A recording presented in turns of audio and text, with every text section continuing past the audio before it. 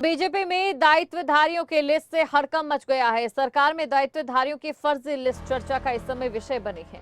BJP दायित्व विस्तार को लेकर वायरल हुई थी लिस्ट और बीजेपी के प्रदेश अध्यक्ष महेंद्र भट्ट का बयान कि पार्टी की तरफ से इस विषय पर जांच की जा रही है, क्योंकि पार्टी की ओर से ऐसी कोई लिस्ट जारी नहीं की गई। अध्यक्ष ने कहा कि ये सूची पूरी तरह से फर्जी है, जिसको लेकर मुख्यमंत्री को भी अवगत करवा दिया गया है। उन्होंने कहा कि जो भी दोषी होगा उस पर कड़ी कार्रवाई की जाएगी।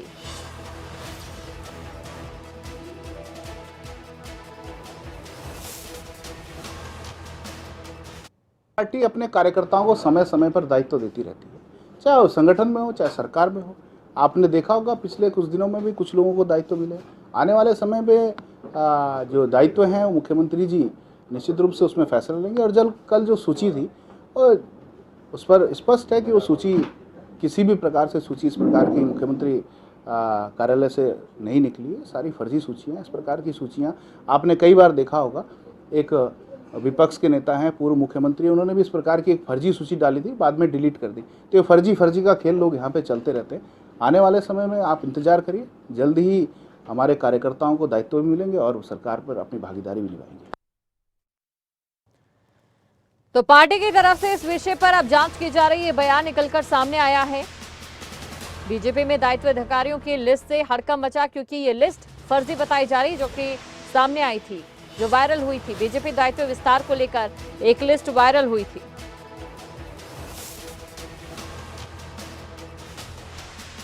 तो बड़ी खबर आपको हम बता रहे हैं और ये लिस्ट भी आप देख सकते हैं जो कि वायरल हुई थी।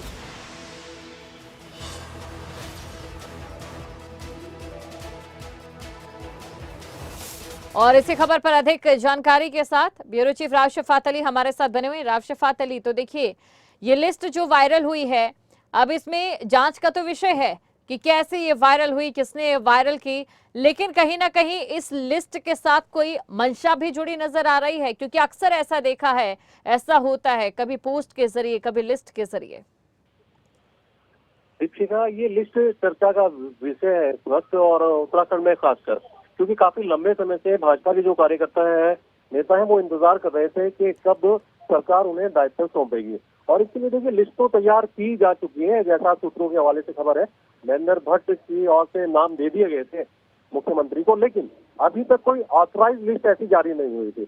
लेकिन जब ये लिस्ट जारी हुई तो ये सोशल मीडिया पर खूब वायरल हुई, और जिन लोगों के नाम थे, जाहिर सी बात है कि उनमें खुशी थी कि उनको दायित्व मिल गया है, लेकिन जिनके नाम नहीं थे तो उनमें नाराजगी थी। लेकिन जब पता चला कि ये लिस्ट पूरी तरह से फर्जी है, ना तो इसको सरकार की ओर से जारी किया गया है, ना ही इसको प्रदेश अध्यक्ष जो है भाजपा के महेंद्र भट्ट, उनकी ओर से जारी किया गया है, तो इस मामले पर जांच की बात कही जा रही है। प्रदेश अध्यक्ष ने कहा कि पूरे मामले की जांच कराई जाएगी कि आखिर इस लिस्ट को किसने वायरल किया।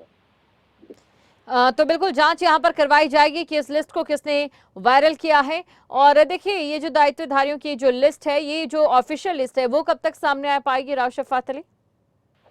देखिए महेंद्र भट्ट से जो हमारी बात हुई थी, प्रदेश अध्यक्ष है, उन्होंने कहा कि बहुत जल्द तमाम तैयारियां हो चुकी हैं, जो दायित्व सौंपने हैं जिनको, उनको सौंपे जाएंगे, और बहुत जल्द ये लिस्ट राज्य सरकार की ओर से उनको मिल जाएगी। और जब राज्य सरकार ये दायित्व सौंपेगी तो प्रदेश अध्यक्ष की ओर से इस लिस्ट को जारी किया जाएगा।